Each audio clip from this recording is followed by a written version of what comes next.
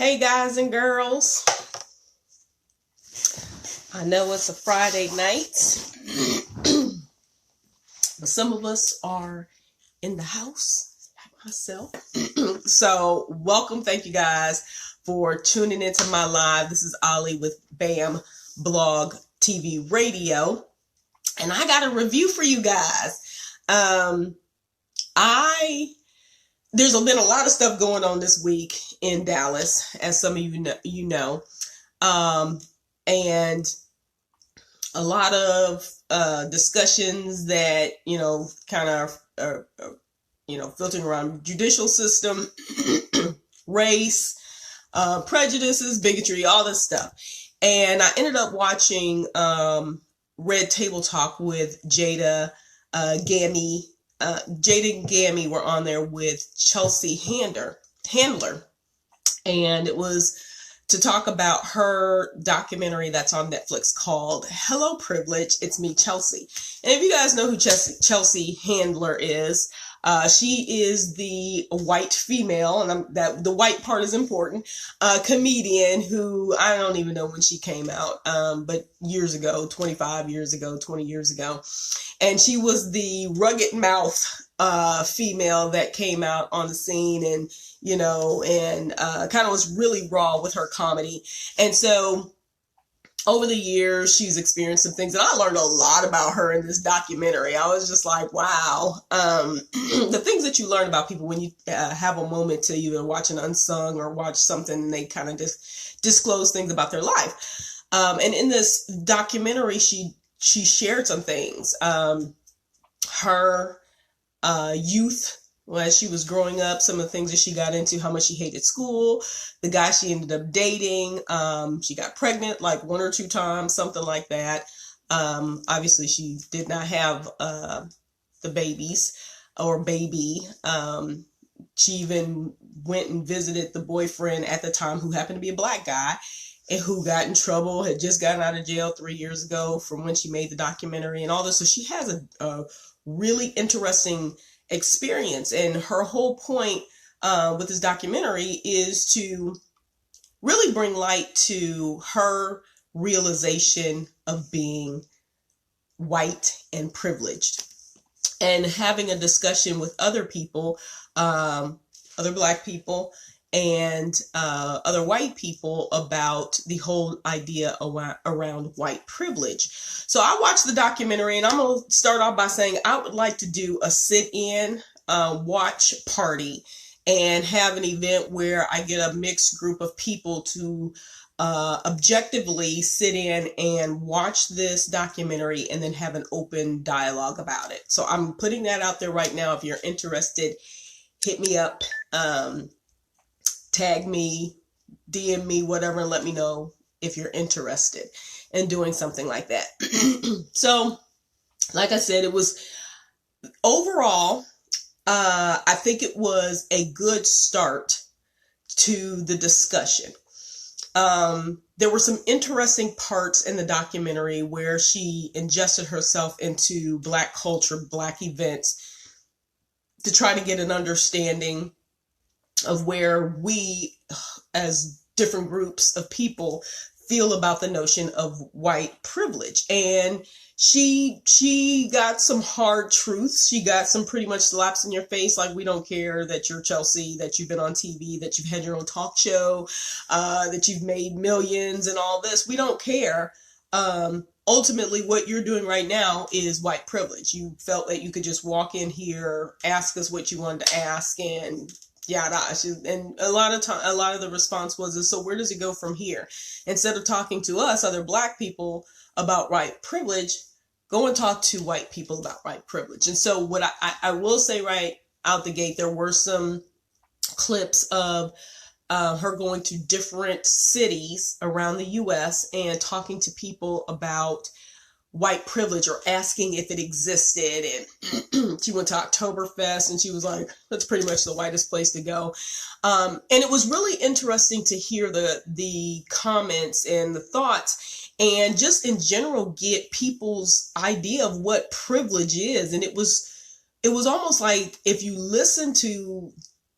they listen to themselves, it's almost like, where's your definition coming from? So right out the gate, you kind of almost see that people don't define it the same way. And in most things, we typically define things that are difficult in a way that allows us to feel comfortable with it, especially if it's directed towards us and it seems negative. So a lot of people were like, well, opportunity is what they consider, privilege, which it is, but not looking at the race part of it. So in other words, anybody has opportunity if they want it. So they were missing out on the fact that what Chelsea was saying in her observation of her own life, how many things she was privileged to do and get away with. And it never occurred to her when she was getting away with it, like being a comedian and saying the things that she was saying. And she said there was no way any black person was going to be able, black woman even, was going to be able to come on and do and say some of the things that she did and said. Some of the things she got away with when she was with her boyfriend, who was black at the time, when she was 16 years old, not realizing what, the impact of those things, and just thinking that, she was young and so they let her off, but they kept her boyfriend, and realizing later on that a lot of that was privilege. So I thought it was interesting, without giving it all away, because you really have to watch it. There's a lot of depth to it. There's things that I learned, a couple museums and sites that I'd actually like to go see as a result of watching this documentary. The Lynch a memorial museum that I think it's in Tennessee. Maybe it's in Alabama. I'll have to look and see. I can't remember exactly what it's called, but places like that I wasn't aware actually existed. So there is some recognition in some places that there were tumultuous things that were happening to Black people, and monuments are made or memorials have been made in that respect. And so it's interesting to see that, but it was also interesting. She had a group of, they were Republicans. They said they were Republicans, and I think they were in the Northeast area, and Trump supporters, open Trump supporters, and they were all women, all white women. And their viewpoint on white privilege was interesting. And there was a point at the end that I really want to talk about, open dialogue. So I would like for everybody to go watch it, and then, let me know if you want to do the sit-in. And even if we don't do a sit-in, we could do a watch and then do like a Zoom and have a discussion about it. But there was a comment that was made at the end that I caught something, and it made me wonder if people gravitate to being oblivious because they can't acknowledge because of the group that they're in. Because if they acknowledge, because it's almost like this Mean Girls mentality. Well, if you say that you think this is happening, then that either, now I'm afraid I'm going to be kicked out of the club, or, what are you saying? This isn't right. So I got a little hint of that. What I would have liked to see more, and maybe this is just the beginning. I don't know if she's going to do a part 2. And, because even some of the students that she talked to, some of the Black students that she talked to said, it's more than just doing a documentary once. It's more than just having some information come out and you share. And again, Black people are it's tossed in our face that this thing of white privilege exists. Well, we know it exists. Most people know it exists. It's just a matter of admitting the advantage that is given without even any thought. And there were some things that she did and said right at the beginning that were, you have to watch it to see. Kevin Hart's in it, Tiffany Haddish is in it, and you kind of have to see something she says right at the beginning. And I kind of frowned and I was like, that's it. But what she even comments is she's just realizing and acknowledging that, wow, all these things are technically white privilege. There's things that she just does that she doesn't even think about that we consider a white privilege. And there was a quote that she made, something about, it's not your intent, it's the it's how it's received or perceived. So sometimes we go into things and we have a certain intent. We're not thinking about being hurtful, but we never take into consideration how another person is going to receive it based on their experience. And I thought that was, I'll find the exact quote, but I thought that was a really profound thing to say, because oftentimes we argue, the point that we argue is, well, it's not that big of a deal. Well, I don't think it's that big of a deal. And so we undermine other people's feelings out of trying to say, it don't bother me, so why should it bother you? And that's not fair. That's just like if your feelings are hurt about something and somebody goes and tells you, pipe down, and so we don't walk in each other's shoes a lot. And so I would have liked to see more interaction with more groups of white people or individual white people. She did some walking up and down the street and just asking the question. And I would have liked to see the discussion go a little bit further, but that might happen as a result of this documentary. Some of these people they knew they were on a documentary because she said it, but to see their responses, and maybe that creates more dialogue. I would like to, if you guys are joining on, please let me know you're here and let me know where you're joining from. But again, I'm talking about the Chelsea Handler documentary on Hello Privilege, and my review of it. Again, I thought it's a great starter, but it has to continue. There has to be more. There has to be more discussion, and it has to come from, in my opinion, another white person. It can't be a black person going out and asking about white privilege, because that's usually not met with, unless a person already agrees and, is fighting that battle already. More times than not, it's not going to be met with open arms. So you kind of want to see that being embraced by the people who actually have the issue with it and aren't acknowledging it. So I would have liked to see a little bit more interaction with other white people in the United States, just to get their take on the thought of privilege itself, what they think it is. I think the definition changed, or not changed, but everybody she talked to had a different definition of what it was. And it's just amazing how we skate around it so much, how it's so hurtful for one group and another group is completely not oblivious in my mind, because I don't think anybody's oblivious. I think it's in denial. I can't deal with that. And one of the things that someone said on there is if we as white people acknowledge privilege, we have to give up something.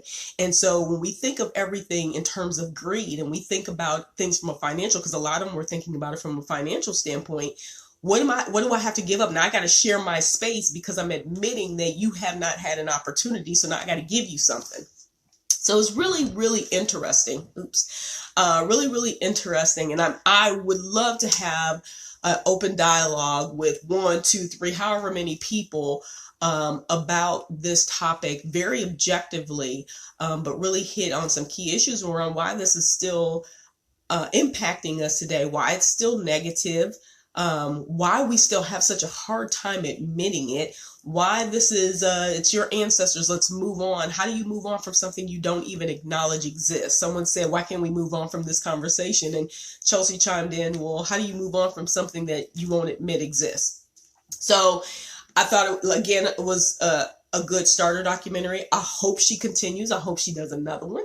I hope she really digs into the heart of America and goes to some of those rural areas and places where, maybe the blackface is not, and I mean blackface by black people, are like non-existent or very minimal, and get their take on things, and, kind of get an opportunity to understand sometimes too why it's so difficult to change. I was talking to someone earlier yesterday evening about, some of the things that were going on in the news with the trial and stuff like that, which plays into the race discussion and prejudice and privilege. And one of the things that came out, and it also came out in Red Table Talk, is and it even came out in the documentary, there was some black that said, I'm tired of embracing, I'm tired of holding and making a white person feel good because they just realized that wow, they have privilege and this has been affecting us negatively